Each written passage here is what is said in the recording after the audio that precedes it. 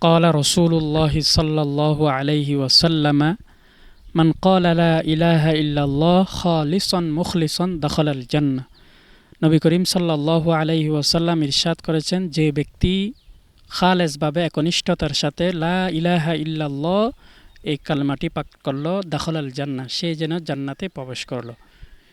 এই লা ইলাহা ইল্লাল্লাহ মুহাম্মাদুর রাসূলুল্লাহর মধ্যে দুইটি সেন্টেন্স, দুইটি বাক্য রয়েছে। একটি হচ্ছে তৌহিদের স্বীকৃতি, আরেকটা হচ্ছে রেসালতের স্বীকৃতি। তাহলে এই বাক্যটি আমরা পাঠ করার সাথে সাথে আমাদের অন্তর থেকে শিরিক বেদাত দূর করতে হবে, কারণ ঈমানের সাথে বেদাত শিরিকের কোনো সম্পর্ক থাকতে পারে না। আপনি নামাজও পড়বেন, আপনি ইবাদতও করবেন, আবার শিরিক করবেন, গায়রুল্লাহকে সিজদা করবেন, আল্লাহ এটা কখনো অ্যাকসেপ্ট করবেন না। আল্লাহ সুবহানাহু ওয়া তাআলা যেখানে তার হাবিবকে সতর্ক করেছেন, লা ইন আশরাকতা লায়াহবাতান্না আমালুকা, হাবিব হে আপনি আমার প্রিয়, অধিকত প্রিয়, আপনিও যদি শিরিকের সাথে সম্পৃক্ত থাকেন, লায়াহবাতান্না আমালুকা, অবশ্যই আমিও আপনার আমলকে নষ্ট করে দিতে দ্বিধাবোধ করব না। সেই জায়গায় আমরা কিছু না।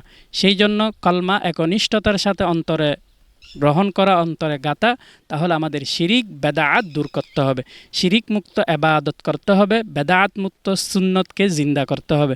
সেজন্য আল্লাহ সুবহানাহু ওয়া তাআলা আমাদেরকে শিরিক মুক্ত বেদাত মুক্ত জিন্দেগি পরিচালনা করার তৌফিক দান করেন। আমিন।